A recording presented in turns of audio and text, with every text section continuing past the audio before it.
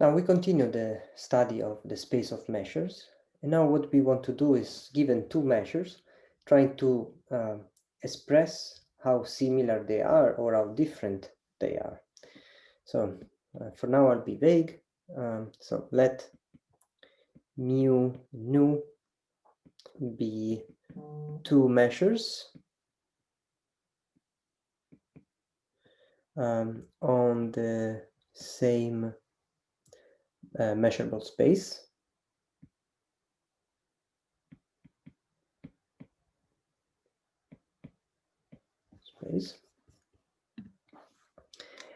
And now we just ask ourselves, can we express one measure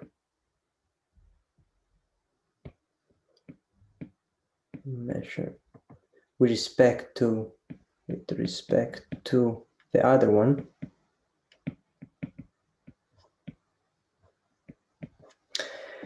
And now let's see what we could mean with this question in some examples.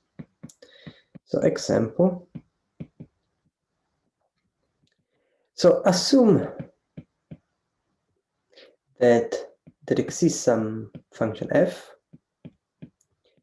integrable function on this metric, on this measure space with respect to the measure mu, such that the measure mu is f times mu, right? So what does this mean? This means that for all set A in the sigma algebra, the measure of A is given by the integral over A of f in d mu. Okay, so if we are in this case, then what happens is that if we have a set A that has the property that its mu measure is 0, then if I integrate over a set of 0 measure any function, then this will give me 0. So then necessarily mu A is equal to 0. So if the function is in this form, then we will have this property. Okay, let's give a name to this property here. So define definition. So we say that mu is absolutely continuous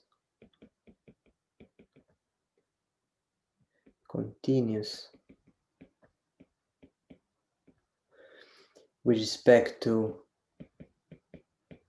mu, and we write nu less than mu in symbols.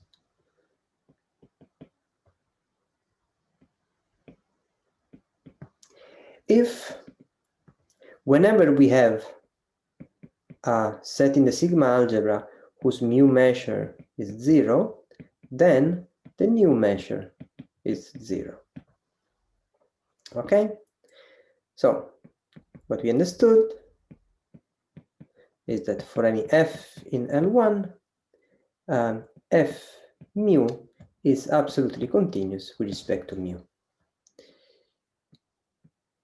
Another example is the any measure is absolutely continuous with respect to its total variation measure. So now I'm considering real or vector valued measures. Right? So if this is a real measure, then this is absolutely continuous with respect to the its total variation. And why? So because if you have that the total variation of measure of a set A is 0, then by definition, so 0 is equal to, so by definition, is the supremum of writing the sum of mu an when A is decomposed in disjoint sets an. And actually, what we proved that mu of A is always less or equal than mu, the total variation of A, right? So this is what we proved, right? So, and now we understand if this number is 0, then this number is 0. Good. Okay.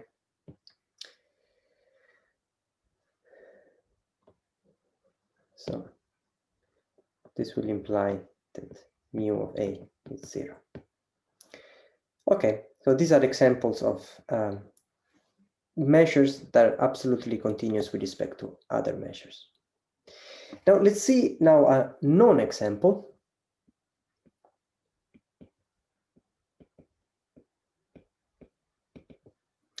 So assume that mu is equal to the Lebesgue measure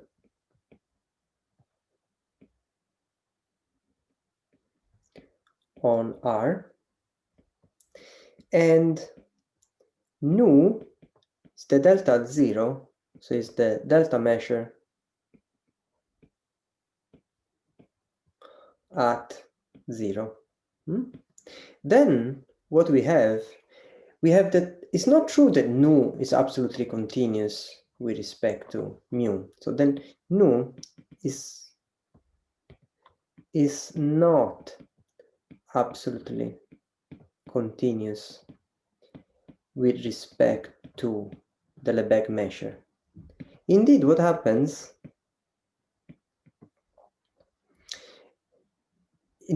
like we have the measure of the singleton given by just the point 0. For the Lebesgue measure, this has measured 0, which is different than 1, and 1 is the value of the delta measure of 0.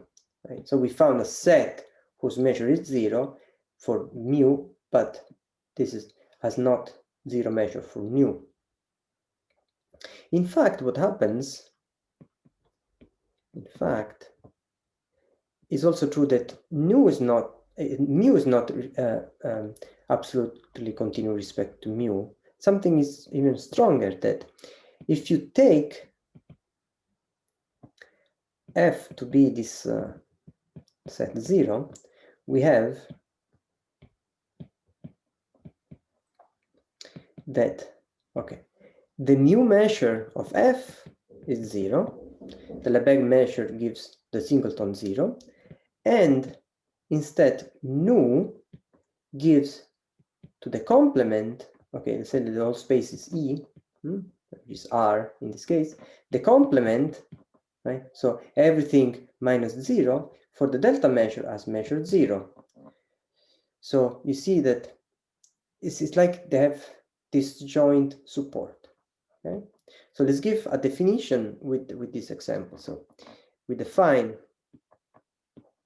So we say that nu is singular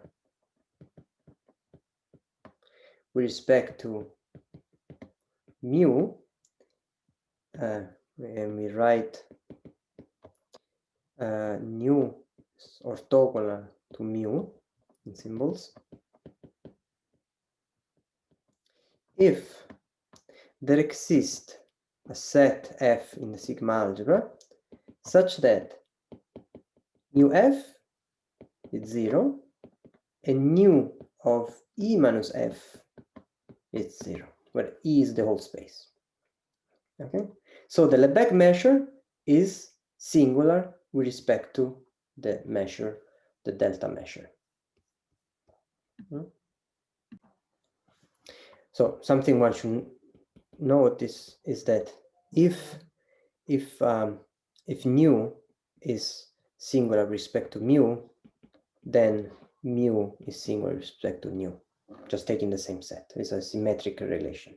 Okay, so now let me express this property of being singular and being absolutely continuous in terms of sets. So in different words,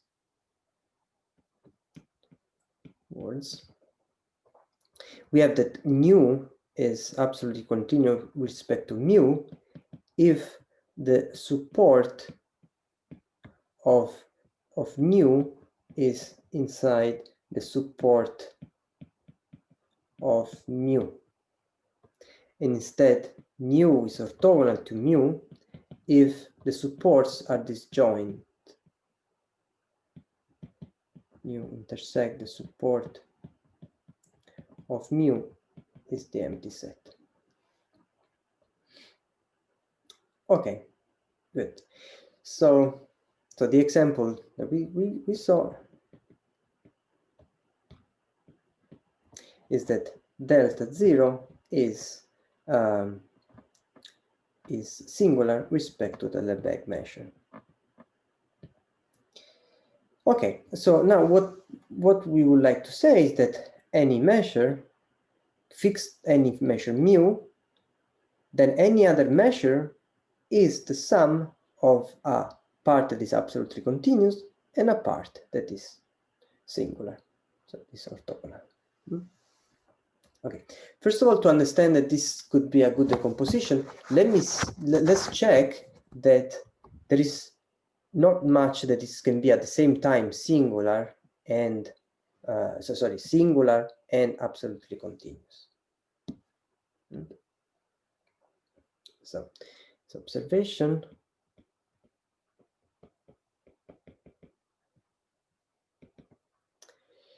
So if we have that nu is absolutely continuous with respect to mu, and nu is singular with respect to mu, then actually nu is the zero measure. Okay, indeed.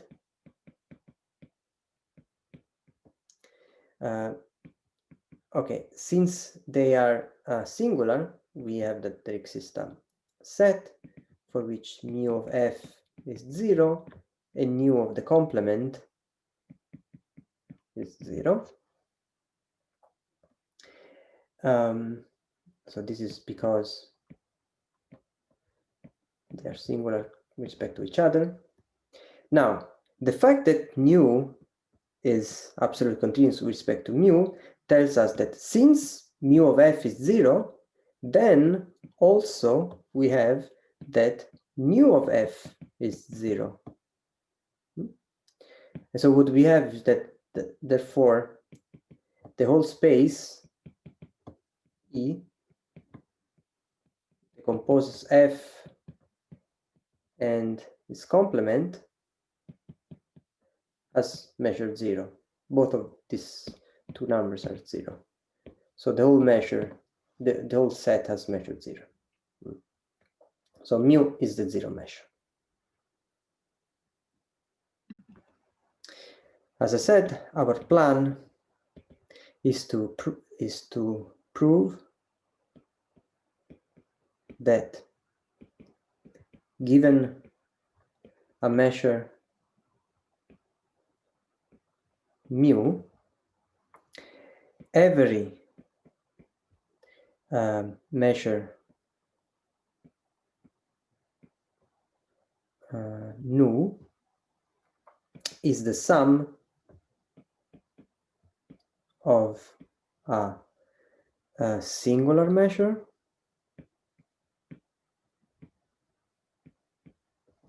with respect to mu and an absolutely continuous measure with respect to mu. Okay, and actually what we will be able to also do is for also vector valued measures or real measures. Okay, let's state again this theorem. So the theorem is called Lebesgue decomposition.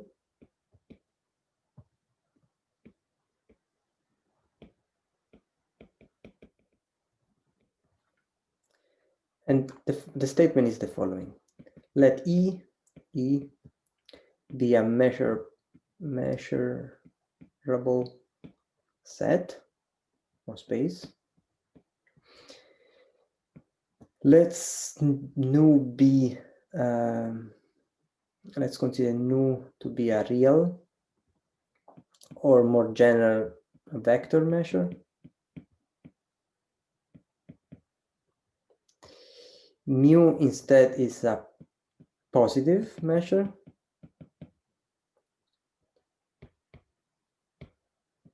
Positive and sigma finite measure. Then we will prove that there exist unique measures nu0 and nu1. So real if nu was real, or vector if nu was vector measures, such that, so nu is the sum of nu0 plus nu1. Nu0 is absolutely continuous with respect to mu, and nu1 is singular with respect to mu. Okay, and moreover,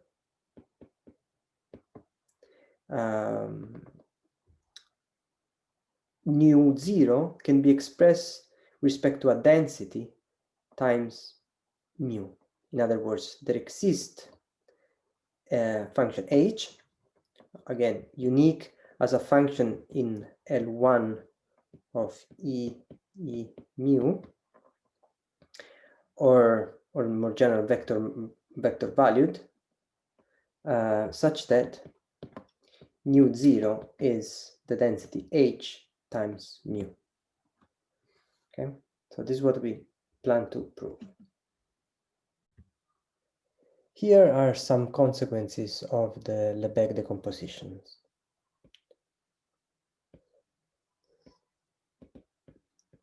So the first one is called Radon-Nikodim theorem. Radon-Nikodim theorem, and it's a very immediate consequence that if nu is say that nu is absolutely continuous with respect to mu, is the same thing of saying that mu is of the form f times mu for some f integrable with respect to mu. So we saw already this consequence, and of course now the Lebesgue decomposition gives the other one. The second one is what is called polar decomposition. Polar decomposition, and says that whenever you have mu, a vector valued measure,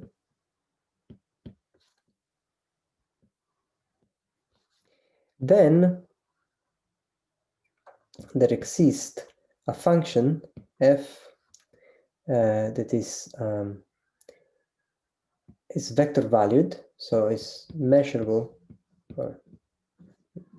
with n components, but actually f is valued into the sphere as n-1, such that the measure mu is represented by this function f, kind of normal, times the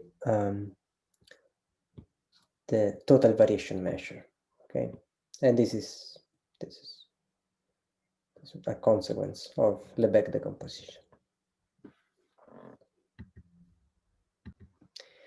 The hard part of the proof of the Lebesgue decomposition is the existence of this decomposition. Before getting into this part, let's check that uniqueness is something easy to prove. So here's the proof of uniqueness for Lebesgue decomposition.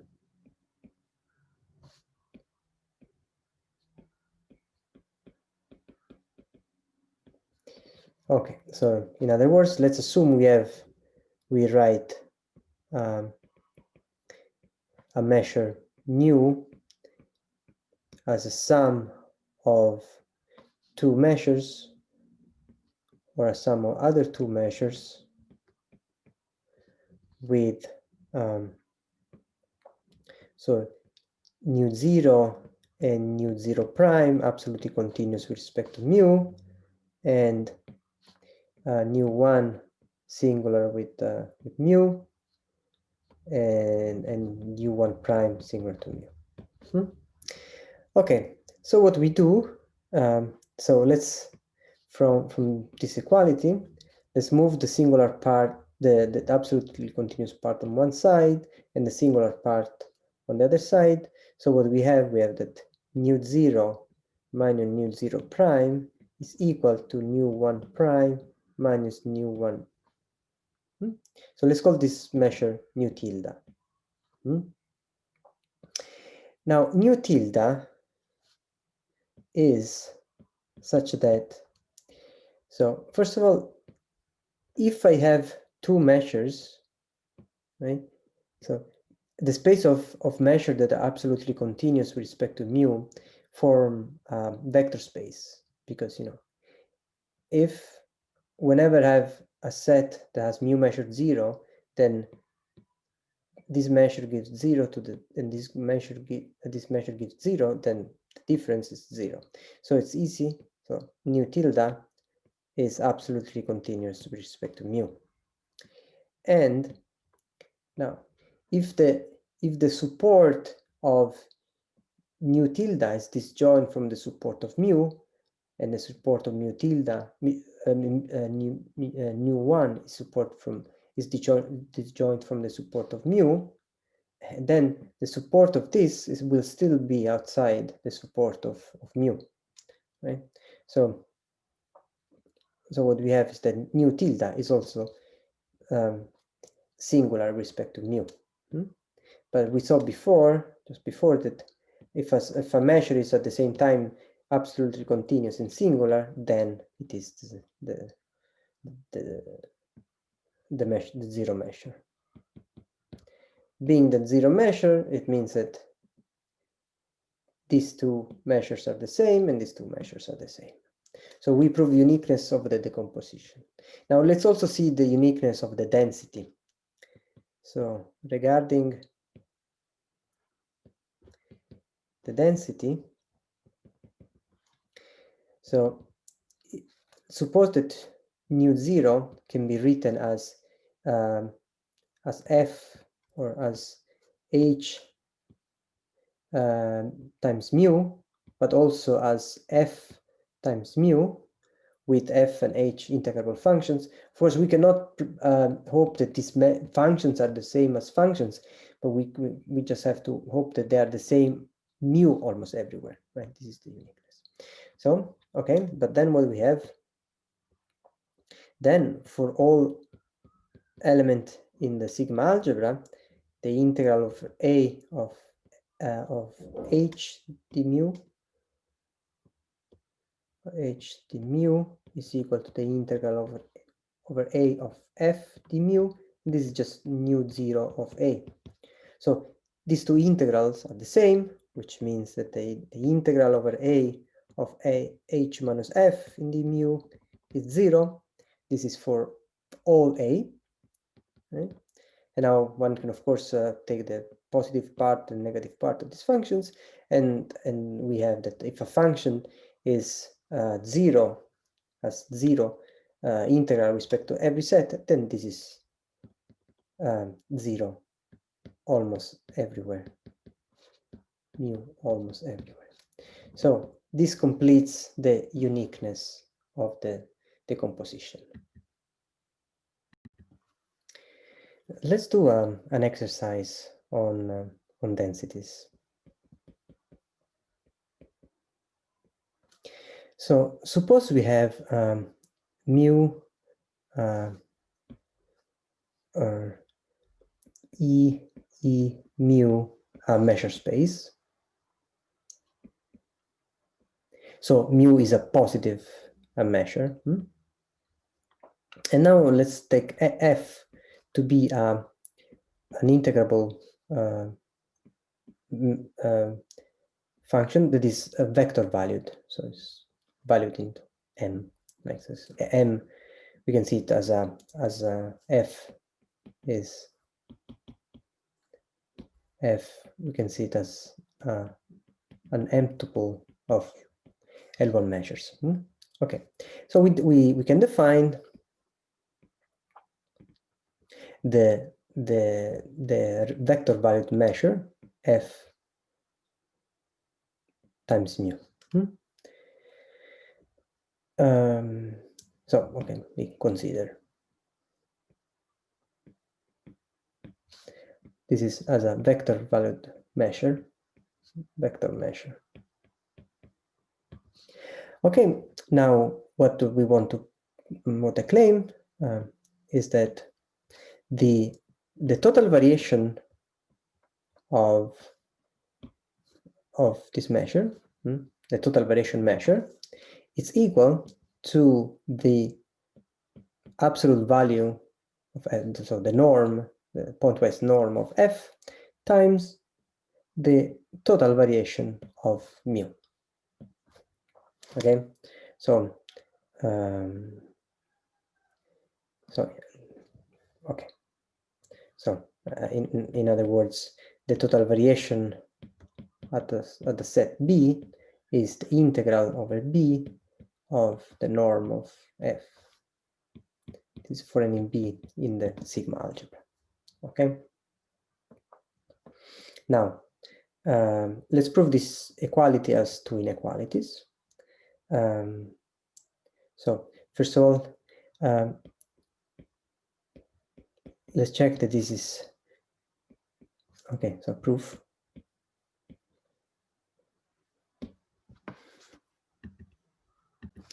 So regarding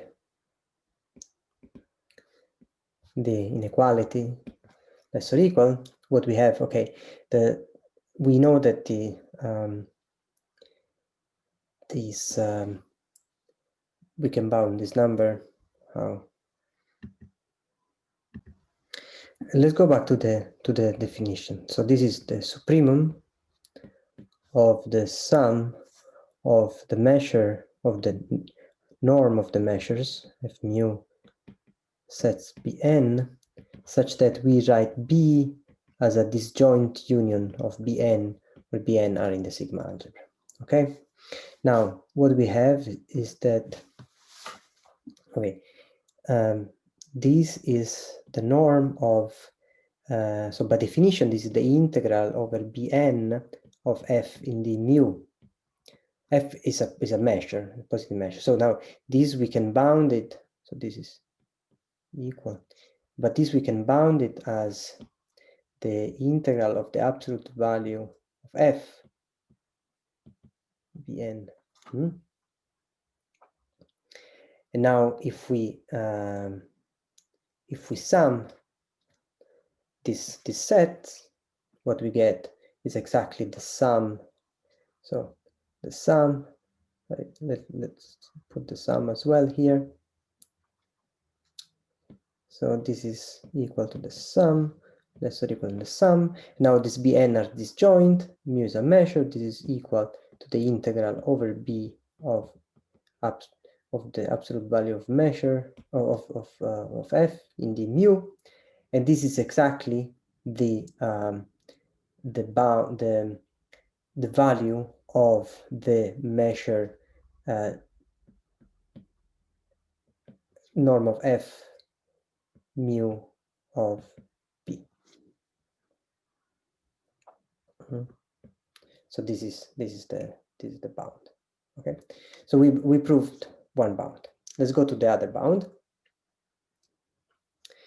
So regarding the other inequality, so fix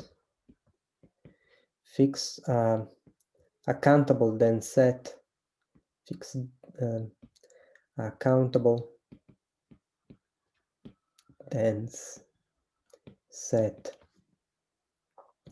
D. Let's enumerate it with the H, where H is in N, is a countable dense set in the sphere as n minus 1.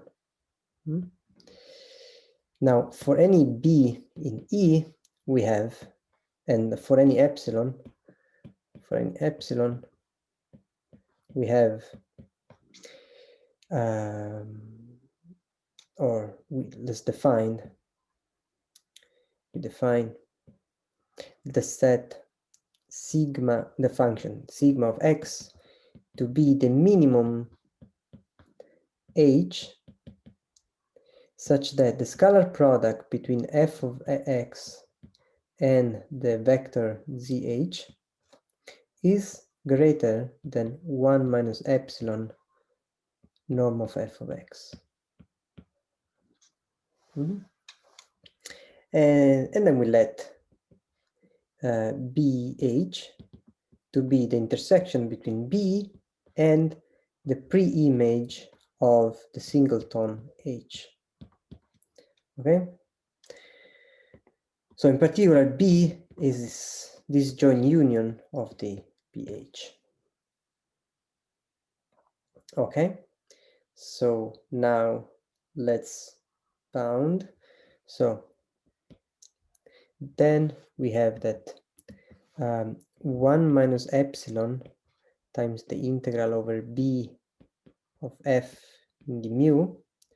Okay, so now let's write the fact that B was the this joint union of the Bn, and we have that this is the sum of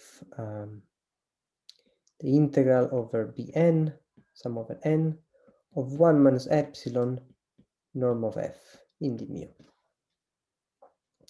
Now, on Bn, by definition, this quantity here is less or equal than f, so this quantity was less or equal than f scalar product with z. F scalar product with z.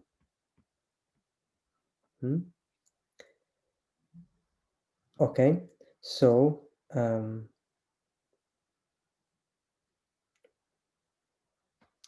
we can bound. So now this is less or equal the sum of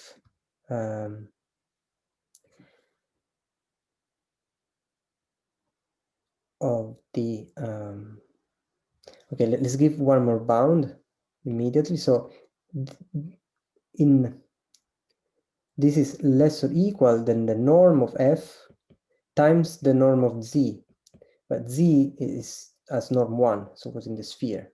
So what we can bound in total, this is the f of the measure Pn. And summing up, this is less or equal than f mu applied to Pn. Okay, let me check. Let's do it better. So let's wait for this bound. So this is, so we said it's less or equal the sum of n of the integral over Bn of fz in d mu.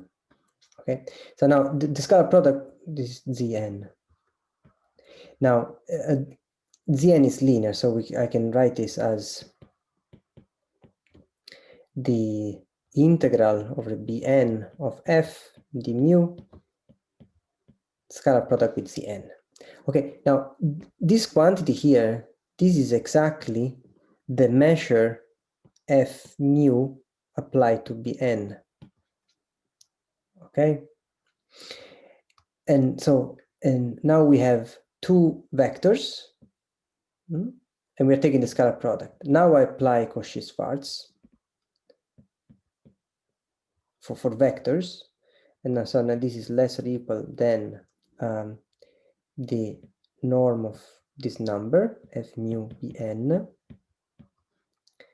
and the norm of the n, which is 1. Okay.